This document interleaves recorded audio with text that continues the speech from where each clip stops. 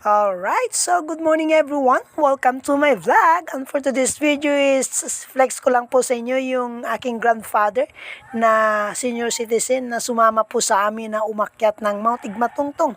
Bali matagal na po siya na pumupunta sa Barangay Kapnayan pero hindi pa siya nakatungtong sa Mount Igmatungtong. Buti na lang at sumama siya sa amin yung niyaya siya ng aking papa na umakyat kasama yung dalawa naming guide from Barangay Santiago, si Papa, ako, at saka yung aking grandfather. So guys, at this time, bali, papakita po tayo at matatanaw na po natin mula sa kalayuan, yung Mount Igmatungtong. At ayan, nakita natin siya, yung aking grandfather na pakaway-kaway pa siya kahit na humihingal na din siya. Ayan, yan yung Mount Igmatungtong guys, at saka malapit na po tayo at this time. Pero medyo malaki pa at malayo pa yung aking akyatin dahil parang ikot pa yung daan dyan guys.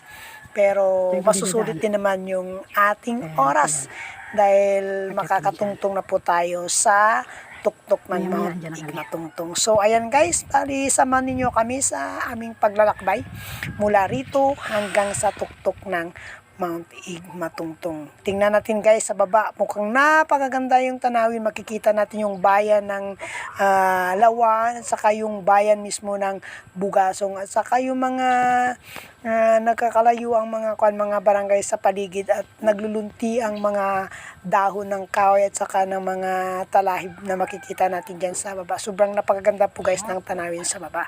So ayan, nag-enjoy na yung aking yung aking grandfather kahit na humihingal na po siya. Okay, so sabayan nyo po kami, saka stay tuned guys dahil makakasama ninyo siya with the excitement dahil ngayon lang siya makakapunta at ngayon lang siya makakatungtong sa bundok ng So here goes the man, alright, 74 years old, climbing Mount Igmatungtong. Alright.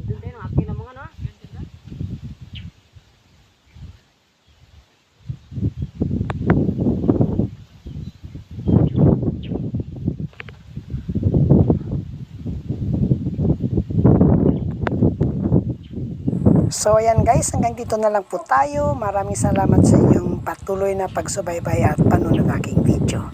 Bye bye po, hanggang sa muli.